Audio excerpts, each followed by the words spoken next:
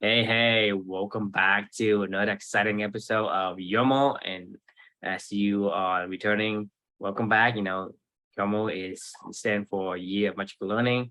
Today, we actually starting a new book, and this book has two parts. So it's going to be an exciting book, and I can't wait to hear about how do we become a elephant whisperer.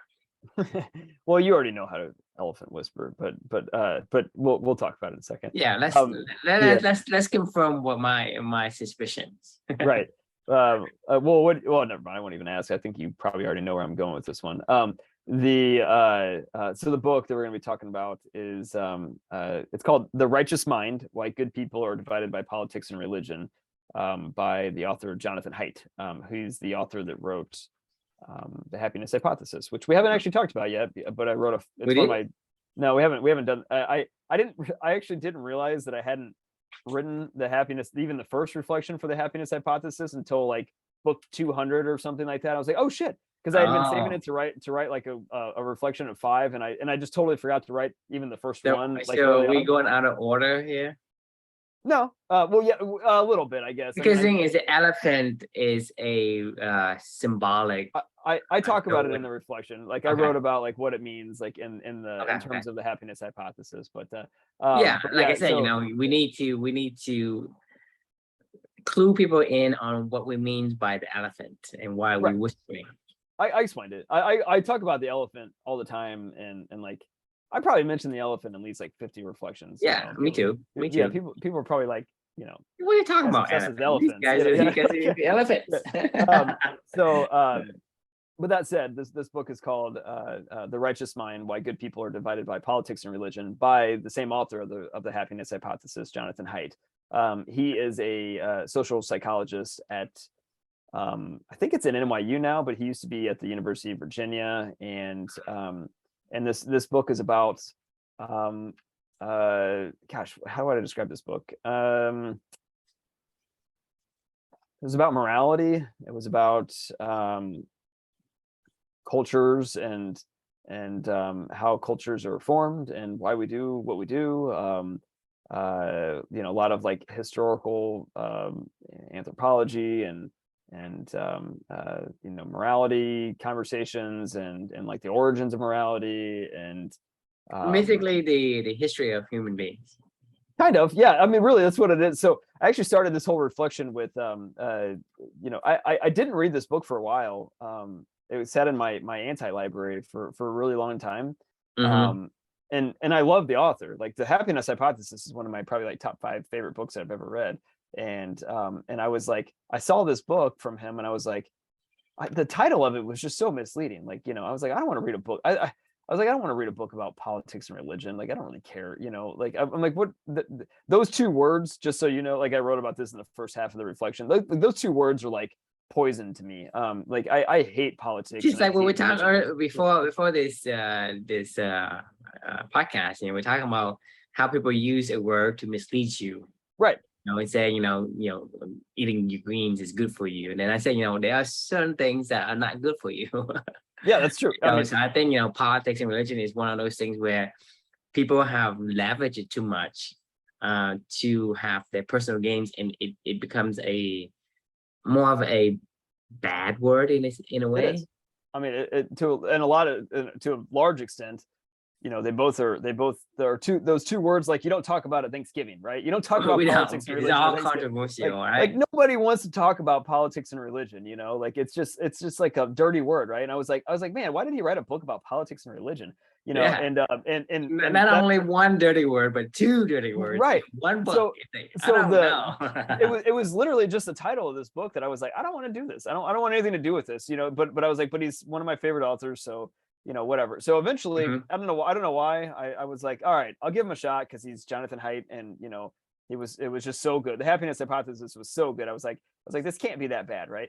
And I'm really glad that I read this book. It was really, really good. It had nothing really to do with politics or religion at all, which was refreshing. But yes, I'm curious to know why he put that in there. I don't know. Like, I mean, I really don't, because it was basically more about you know, a lot of the stuff like in the happiness hypothesis about like why we do what we do, the psychology behind it, you know. I think deep dive politics into and morality. religion, in a way, it's another word for tribe or community. Yeah, it is. I mean, I 100%. think people kind of like kind of gather around a common belief. Same thing, you know, that's certainly true for religion, and it's the same thing for politics, because Oh, for politics sure. is always Yeah. about party, you know, this party and that party. Right. I think the word maybe originally have a good meaning to it, meaning like tribe, community, but now that it's just like every time we hear a politics, we hear about all these, you know, disasters in Washington. That's, you know, when one person do something kind of dirty Right. laundry, and another person do something. So that's Yeah, all we it's all hear. scandals. It's all just It's all, scandals. yeah, Like, exactly. And same thing And- with religion. Is somebody is trying to scam you and steal your belief and right. you know, kind of like ruin your virtues and whatnot. So Like to be yeah. crystal clear, I mean, I'm 100% a believer in God and you know and that kind of stuff. But faith is different than religion, just as like politics, like religion is the- man-made. I mean, it's to the me, organized structure around something good, you know, is Right. what religion is. And same faith thing with is what you're looking for. Religion Right. is like, okay, we think we have the same faith and we believe in the same thing. Let's do things together and let's form rules and this, that. That's why religion to me is nothing more than a man-made up concept to organize this belief. And a lot of times this kind of breaks down your individuality, just because it's just like when you go into an organization like Salesforce, for example, they do have their core values, but whenever you go into their organization, you leave your core values outside the door and you go into and you embrace theirs. And religion does the same thing. You know, you go into that religion, you leave part of yourself outside, and that doesn't mesh. So to me, religion is you know, it's synonymous to organized belief. I mean, it's organized. It's organizing your faith. It's who cares what it's around? It's just an organization. Like It is an organization, right? I mean, it's an and organization. at the end of the day, it's somebody made up some rules, and you know, if you believe in it, you should also follow these rules. And sometimes that doesn't mesh. I mean, why is there only two parts? I mean, we're getting, this is why you don't talk about fucking religion and politics, because we're not, this isn't even what the reflection's about, and we're already talking about it, which is like, you know, not to say that I wouldn't have this conversation with you, but this is exactly why I cannot stand talking about religion and politics. So when I saw this title, I was like, I don't want to do this. Like, I don't want anything to do with this. Like, this is not on my Your Magical Learning. Yeah, but we still have to scratch that curiosity, right? I know. I was curious, so I think, you know, I think having done that, I think it gives us a path forward to focus on the real reflection, which is how to become an elephant whisperer. Exactly. So luckily I found, you know, that Jonathon Haidt still wrote a Jonathon Haidt book, and I was like captivated by it. It was such great psychology and deep dive into why we do what we do as humans, like just as humans, not like, and then he would bring it up a little bit to like, you know, politics and religion, but it really wasn't that big of a deal. So I don't, that's why I said the title is pretty misleading. However, that said, you know, there was a certain portion of the book that he started to talk about being an elephant whisperer, and it just stopped me like dead in my tracks. So let me backtrack really fast. Like, the happiness hypothesis was all about the elephant and the rider. Is what he talks about a lot. So the elephant is your subconscious, your intuitive, your all the stuff that operates on autopilot in your body, what you've been nurtured into, what you were naturally born into, like everything that goes into why you do what you do every single day just on autopilot, like that's your elephant, right? Yeah, that's synonymous with system one. System one, yeah. The thinking fast, slow. Yeah.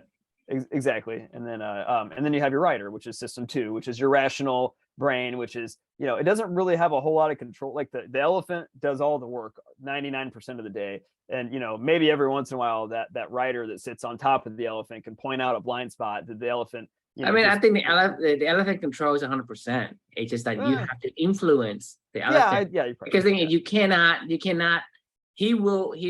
elephant will do his thing. Regardless, he's always going to, right? He's going to do it. The only way you have to, if you want him to make changes is you have to talk to the elephant and make it understand, and it will do it. You have no control over the things that it does. You cannot do what it does. Because if you do, like, for example, breathing, if you say, I'm gonna take over my breathing, you're gonna die because you're gonna forget to breathe. But if you the elephant or the system one always breathe, regardless whether you forget it or you are distracted by something else, it's still gonna do its work, and it's still gonna do, like, you walking and you breathing, right? Walking requires balancing, and because you think about who can stand on 2 feet, it requires a lot of balancing, and it requires a lot of work. I'm watching it. Luca try to figure this whole thing out right now, and you're like the kid falls 30,000 times a day down to his knees, you know, and then he just knee walks because he's like, I'm tired of trying to figure out this balance thing, you know, give my elephant a break, you know, this is what my elephant knows how to do. I'm just gonna go knee walk everywhere, you know, like, you know, you're right. Like, I mean, right, but you think about Luca, right? He cannot tell his elephant to say, hey, I need to walk, right? Walk, so you can influence the elephant by nudging it, but it's gonna take it as a habit, like as a request. So eventually the request, the elephant understands your request. He say, okay, I think this is what you want me to do, so he'll do it, right? Whether you want to say, hey, I want to be like Wim Hof and be able to breathe in a way that can breathe in a low oxygen environment, for example. You can't just say, okay, for 1 second, I'm going to be controlled by breathing, right? You can't. You're only influenced by telling, hey, this is, I'm blowing in and blowing out air. That's what you do, but the breathing is still taken over by the elephant itself. You cannot just, I'm taking over. It's not possible. So to me, and I want to rule the reflection, but I want to really want to know how to become an elephant whisperer, because that's, to me, it's a great way for us to train the elephant, to get them to understand the core values that we hold. Yeah, 100%. So, I mean, you're kind of already talking about what I was going to say. I mean, so the reflection. So in this particular book, when he's going through like morality, and he's going through like culture, and he's going through brain evolution and how we think and all this other stuff that he talks about in this book, right? He he says he said he went way deeper with this analogy from a happiness hypothesis into this book of the elephant and the rider, and how this all works and stuff like that, right? And in different ways it manifests itself, and similar stuff that you're talking about, right? Well, at some point during the book, he was like, if you really want to know like the secret of like communication with other people, it's be an elephant whisperer. So like what we were just talking about politics, right? Understanding that it's about group dynamics, it's about organized rules, it's about the underlying faith, it's about how people care about what they care about, really only listen to themselves. It's about being altruistic, but at the same time being altruistic with the selfish gene. It's about all the stuff that we've been and then like is it all just, it just hit me like a ton of bricks, where you're like, shit, this is every book that we freaking read, like, and we talk about all the time. 48 Laws of Power, How to Win Friends and Influence People, Who Moved My Cheese, Endure, Alchemy, Atomic Habits, Why Buddhism is True, The Warrior Within, 7 Habits of Highly Effective People, Sapiens, The Body, The Culture Code, Nudge, Thinking Fast and Slow, Black Swan, Human Code, Nonviolent Communication, Why We Sleep. Like, you want to talk about being an elephant whisperer? Understand humanity and why we do what we do, and then you can then start to do what you said with like nudge. This is when we talked about nudge in the past, right? Then you can start to nudge people, right? And then you can start to really be that elephant whisperer to say like, look, I understand you, elephant. I understand what's going on right now, to a certain extent. I know I can't change that, and I know I can't change other people's stuff, but I understand it, at least at a conceptual level, where I can start to then set the strategic, be a gardener, not a Moses, right? Plant the seeds and slowly but surely help to. I'm going through this right now with my new team, right? Like, I can't just have them walk into the door and be like, hey guys, you're all club meeting members, and this is what you're gonna do, and this is how your brain's gonna work, and this is what you're gonna think about. Like, you can't do that. Like, they're gonna go like, you're fucking nuts. I've spent an entire lifetime of getting to this point in time of doing what my elephant does. So I have to take that into account and put that all together and be an elephant whisperer for all these people and slowly nudge them over time, to have their riders engage and make it their own ownership of this stuff. because at the end of the day, like that's what it is. And if they don't want to own it and they don't want to train their elephant in a certain way, then that's that. Like, I mean, I can't, you like this, we talk about this, you know, all the time with what would you go back and tell your 20-year-old self, you know, that you would tell yourself now, like the biggest piece of advice you would give yourself back then. I come to the conclusion that it's nothing. Like, I mean, I can't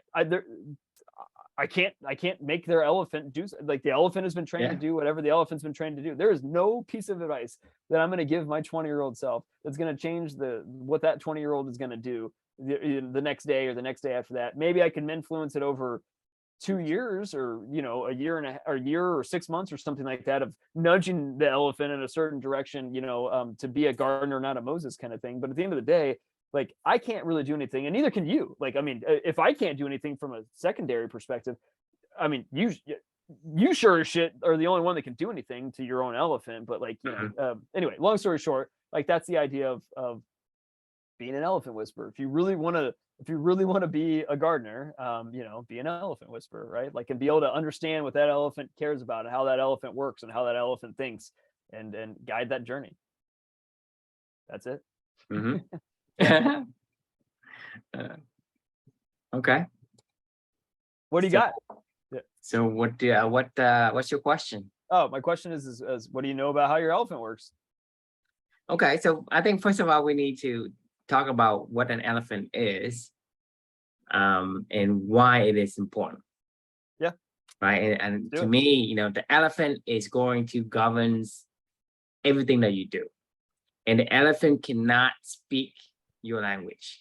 It has its own language.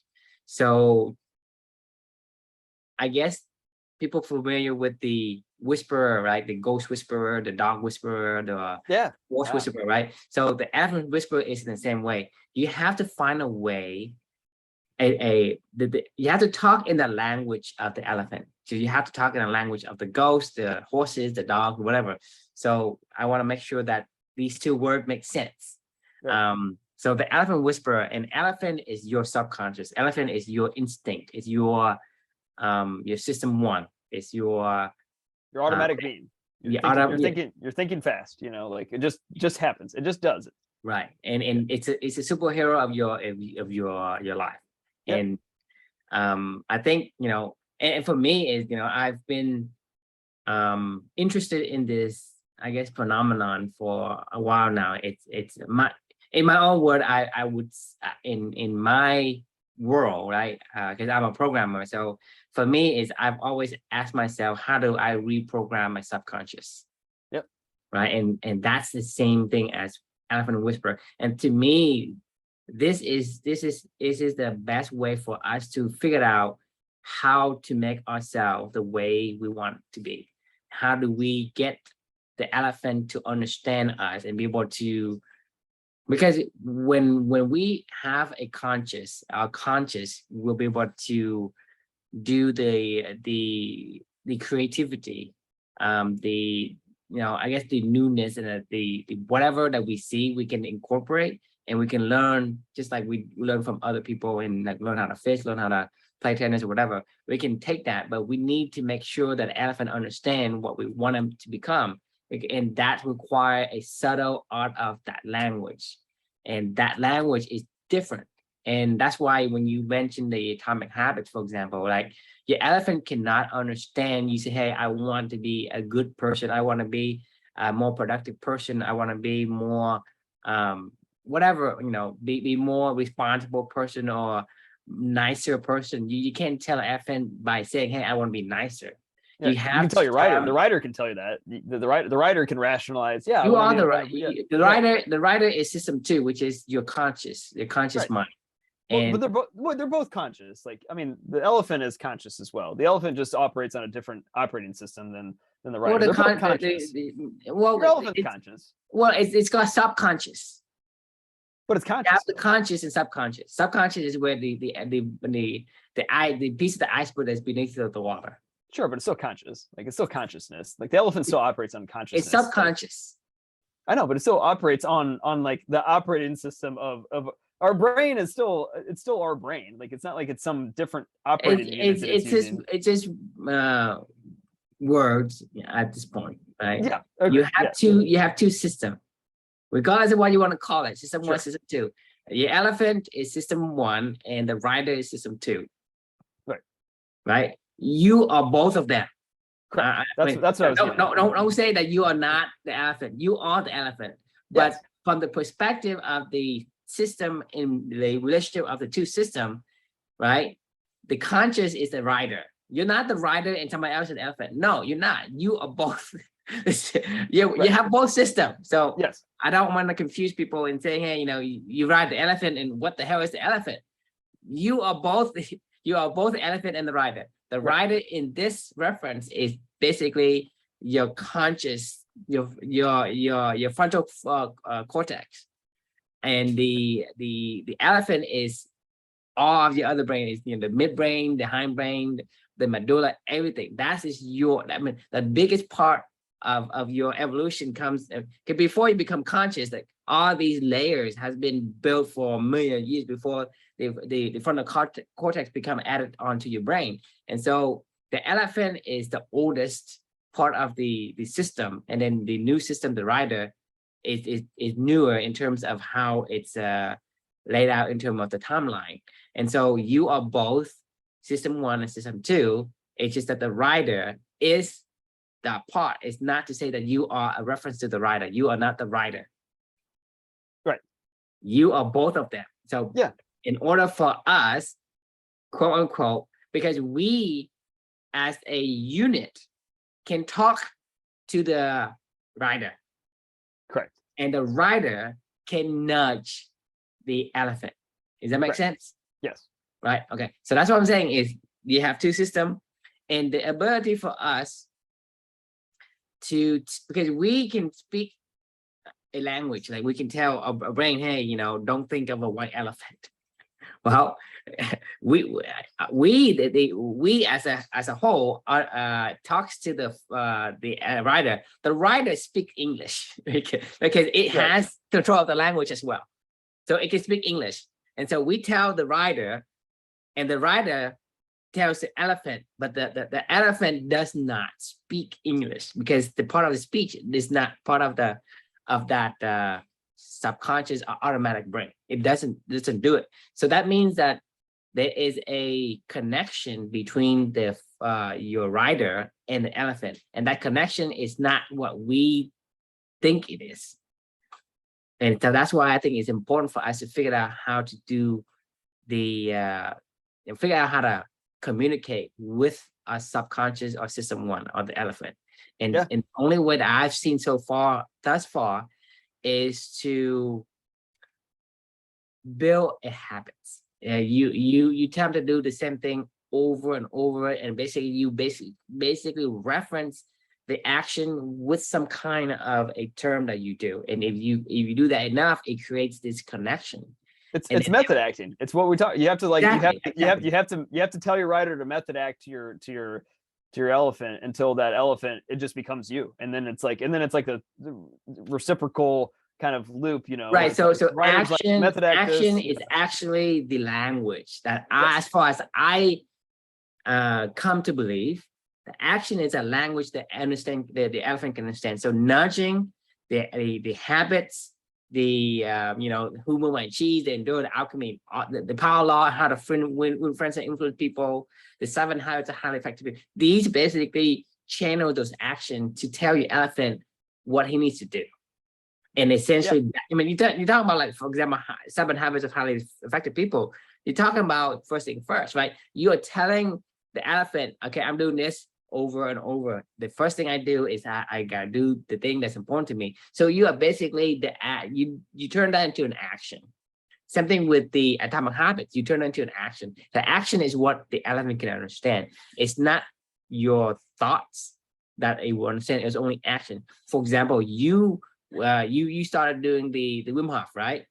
And you were able to hold your breath for like 2.5 minutes or 3 minutes.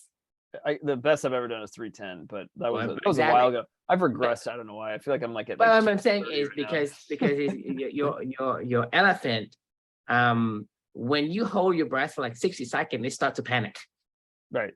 Right. But because you did the exercise, the action, eventually you say, hey, 2 minutes, it's not a big deal. 3 minutes, no big deal. that's what I'm saying is, a lot of the Navy SEAL can hold their breath for at least 6 minutes or more. And the I record still don't was, believe that, but I mean that's insane. no, 6 minutes is nothing. I know. I mean, I googled it. I'm just saying. I can't. My elephant, my writer can't. But I'm figure just out, saying like, is, you know what's funny is my writer can't even mentally even think about how I would even get to that point in you know time. what? So Because I definitely the can't rider train my refused to elephant. nudge the elephant. Right, exactly. That's what I'm saying. My So, writer doesn't believe that that's possible in my own mind, like at this point in time. So therefore, I can't even go. I I can't think go put the action if into you place. believe it can be done, you won't even attempt. I agree. I And mean, then basically that's it. That's the line you drawn, and there's not crossing. You're not crossing it. my elephant's gonna keep walking the same damn path. Like, because your rider is not nudging it. The rider say, Right. okay, I don't believe you, whoever you are, Chris. I don't believe you. my rider And, said this. and That's fucked. the rider Like, said, that's no, not possible. I'm not doing anything to my elephant. Right. Right. But the rider is the rider is essentially what you do is you tell the rider, I want to be able to have a better, like when you run, you have a lot of sinuses issues, right? And you tell your rider, hey, I want to be able to run without having these sinus blocking me breathing and all that. So basically you say, well, I need you to do this, which is learn how to breathe using the Wim Hof method. And the consciousness is actually making you breathe in. And that breathing is essentially talking to the elephant. And the elephant whisperer eventually say, well, if Chris holds his breath for, a minute, I shouldn't panic. I shouldn't throw up these alerts and sensors and alarms. I let him go to the next one, and then eventually you can hold your breath for 3 minutes. I can only hold my breath for like 30 seconds, 40, 50 max. I mean, I start out with 30 seconds and then I go up to 50 seconds, right? But for you to do it 3 times as long as me, I think if I have to guess, people can probably on average hold for 1 minute. I don't know. I mean, I have no idea. I mean, when you told me 6 minutes, I was like, Jesus Christ! Like, I don't even know that I can sit. If you just told me to sit somewhere for 6 minutes without moving, like, I would be like, I can't do that. Like, let alone without holding my women. I know. I mean, like, I'm saying, like, if you told me to do that without even just move, just sit there for 6 minutes. You can breathe, but just sit somewhere for 6 minutes and don't move. Like, I would be like, I don't know that I could do that, let alone hold my breath for 6 minutes. Like, I mean, like, it's hard enough for me to just sit there. Like, it took me a while to train my elephant, if you will, to just sit somewhere for 20 minutes while I do these breathing exercises. Like, that was hard enough. Like, to think that I would to do that for just, I'm honestly, I'm trying to even wrap I told you the worst challenge I've ever done was the 10 minutes of boredom. Like, I couldn't just sit in a fucking chair for 10 minutes.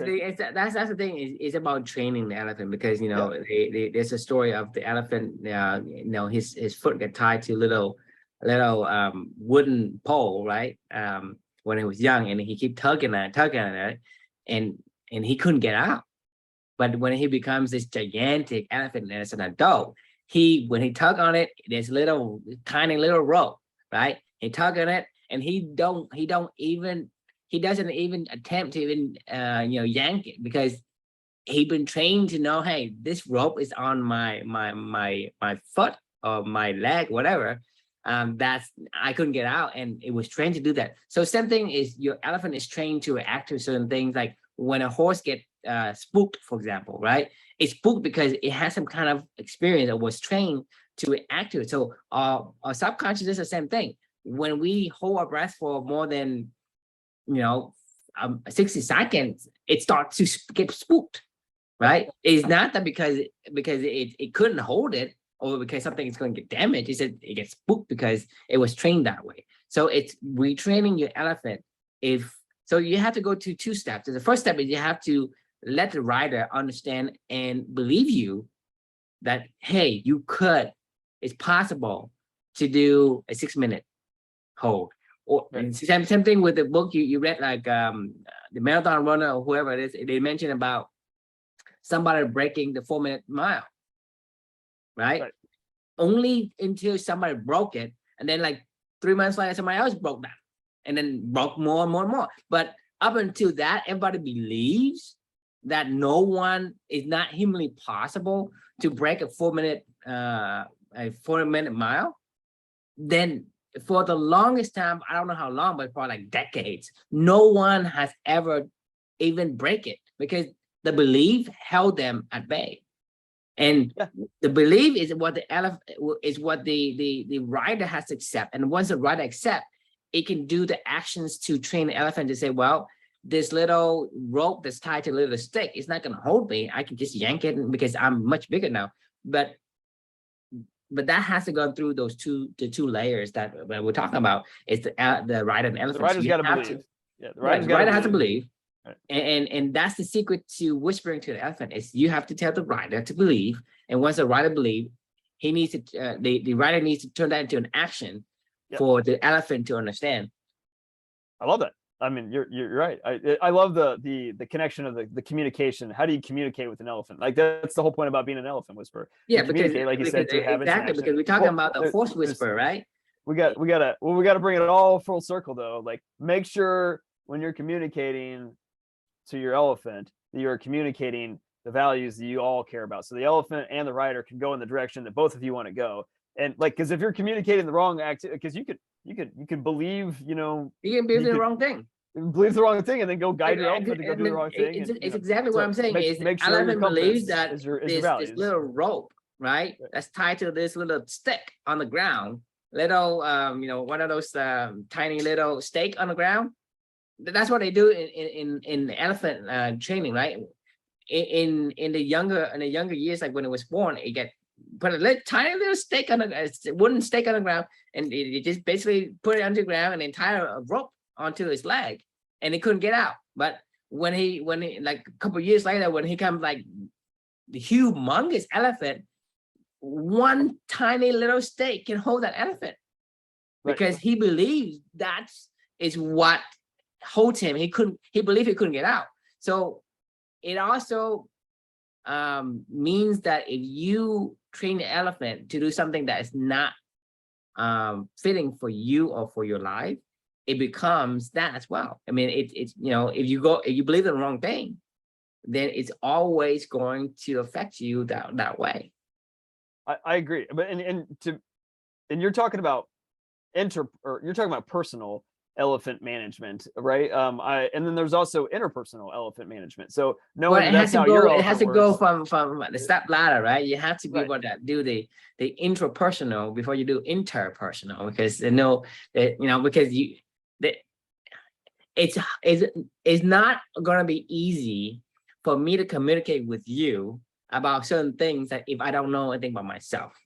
I have to understand about myself first before I say, hey, Chris, this is who I am, and this is how I do things. Do you jive with it or you don't? If you don't, then I think, there's not, for example, if I know I'm a certain type of person, right, I can maybe gauge who you are, where you come from, and reflect on that and be able to understand, hey, from your perspective, if you're that kind of person, maybe I can complement it in a way that, make it a win-win.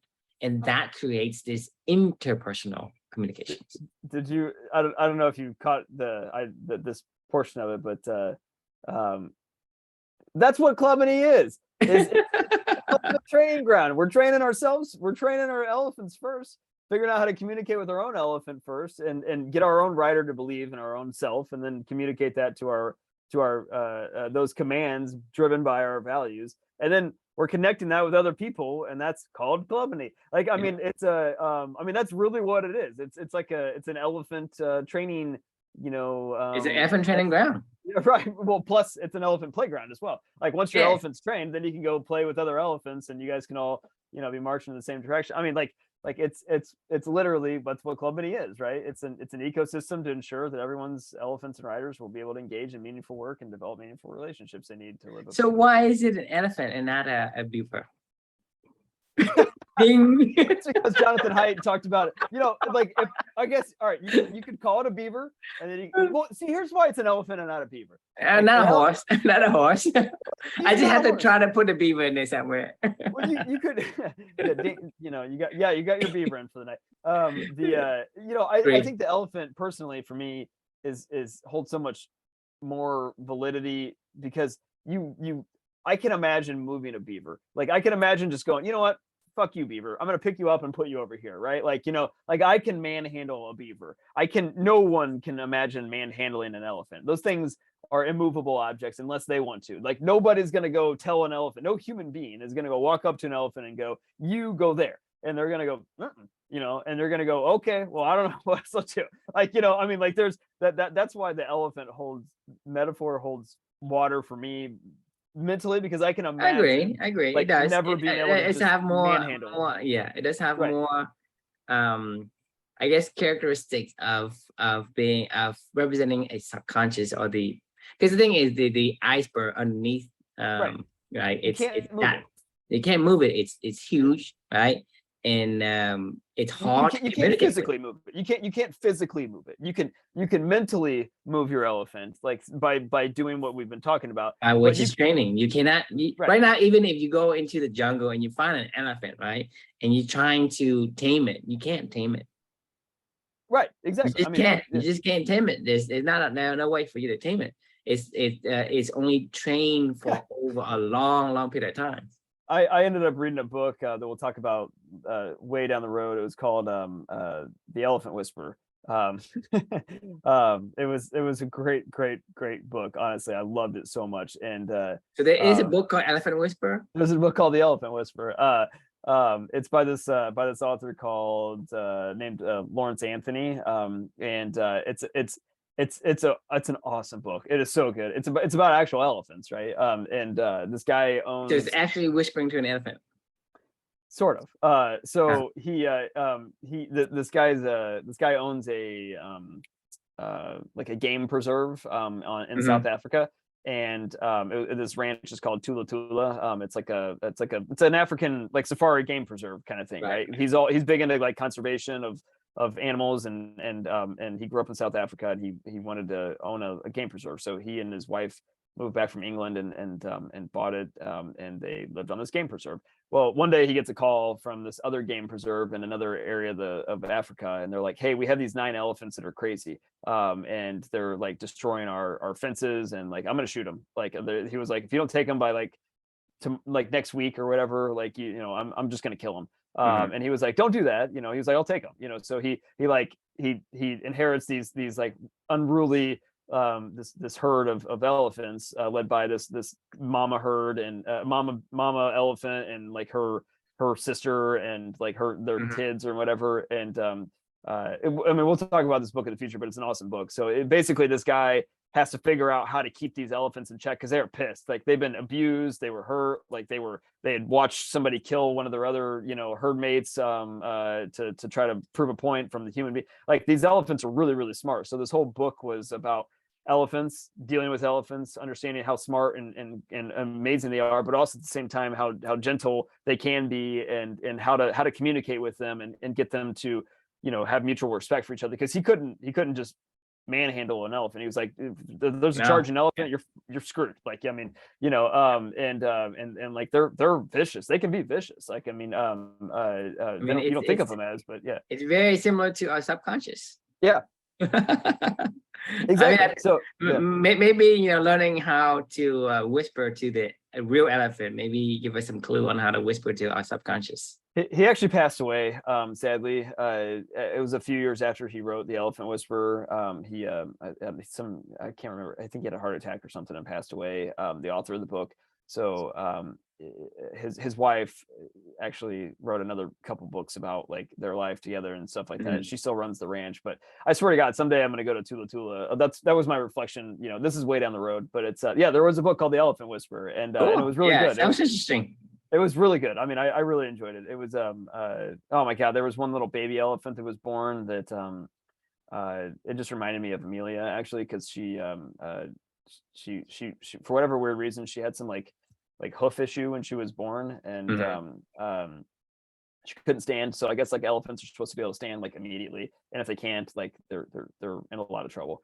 Right. So it was like, so the elephant was born, and unfortunately, like they spent like the whole herd like spent like 3 days out in the sweltering sun with like no water, no nothing, like trying to get this elephant to stand up, and the baby elephant, and it just couldn't walk, and so they literally gave it everything they possibly could, and the baby was just dying.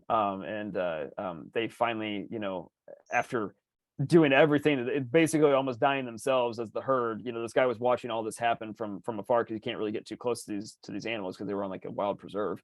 As soon as the elephants left, they zoomed in there to see if the baby elephant was still alive, and she was, just barely. So then they rushed her off back to their like actual ranch area, and they tried to save it, and they brought it into the house, and they did, like they got it nursed back to health, and started walking slowly and surely, and it was growing, it was getting bigger, and then unfortunately, like something happened, like just later on down the road, the baby died, and it was just awful. Like, but it just reminded me of like Amelia, and just how strong animals can be, and Right.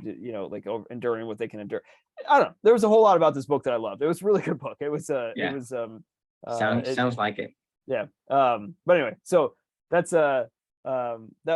that's a sidetrack. Anyway, any final thoughts about being an elephant whisperer?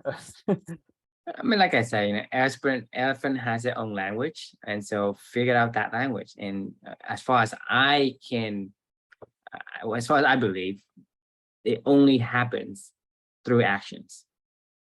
I love that. Actually, I really like that insight. I think Like I said, I've spent a number of years kind of chewing on this topic, because reprogramming my subconscious was a topic of interest for me. I love programming, and I'm a science nerd. Then I have a degree in chemistry, just so people know. But I love programming as well. So programming subconscious is something that I had an interest in for years, and I've been kind of like marinating that thought on myself. And the only thing I could come up with was, the action is the only thing that your subconscious understands. I agree, but I love the other side of it, where you said, for a writer, what that's fueled off of is belief. Because you're right, like it's like if like I say, if you don't believe that you can hold your breath for 6 minutes, you're not going to attempt. So therefore you're not going to relay the message to the elephant. So it stops right there. Yep. Regardless of what your capacities are, it's not going to get attempted. Agreed. Not only will not. So one of the rules that I gave the new team was like, I don't really care. It's like Ted Lasso. You watched Ted? Have you watched Ted Lasso? No. Oh my God, you got to watch Ted Lasso. It's so good. it's like the best show on TV, or on, I think it's on Apple TV or something like that. It's so good. But one of his, he has this corny little sign that, like, the first episode, he's this former football coach that gets hired to be a professional soccer coach, and he doesn't know anything about soccer. Like, he just puts the sign above his door and said "believe" in like handwritten writing or whatever, and that's one of his big things, is just believe, right? Well, I know it's corny to say, but it's true. Like, if you either believe or you don't, and if you don't believing is opening the door. I mean, right. If you don't believe, the door is shut. So exactly. I mean, if you want to do anything, you have to open the door. So if you don't believe you can do it, then you won't. If you believe you can, or you believe you can't, you're right. That's true. Yeah.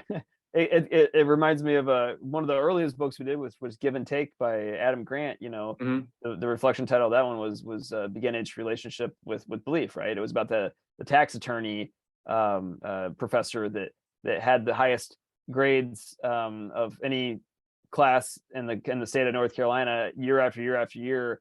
And they were like, "What do you do that's so different?" He was like, "I don't do anything. I just believe they can do it." And I tell him that from the first day. And he's like, "I don't care if they come from an accounting background or mathematical background, or if they just come from somebody that wants to that used to work at a Home Depot that wants to become an accountant. Like, I don't care. Like, I mean, I believe they can do it, and I tell them they can do it, and sure as shit, they ended up doing it. Like, like, I mean, it's and there you go. Yeah. They pass their CPA and they get really high scores, and you're like, That's it. That's your secret. Yeah. He's like, I just because believe in him. that's like half the battle. Right. Open the door. If you don't open the door, well, the battle is lost, regardless of whatever is behind the door. Right. So it's important. So I love that the writer needs to have belief, and then communicate with action to your elephant. Communicate with actions. Yeah, that's my hypothesis. My belief thus far is, I mean, I've looked at many different things, many different ways to influence or nudge your automatic system, and like I say, it's I haven't found anything other than the actions, and based on some of the books that we've read, that reaffirms what I believe it's to be true. I agree. Well, I love it. All right. Well, that was a fun one. We got one more of this one coming up next. And can't wait. We'll do that Monday. Yep. Can't wait. Awesome. All right. We'll see y'all soon. And good night.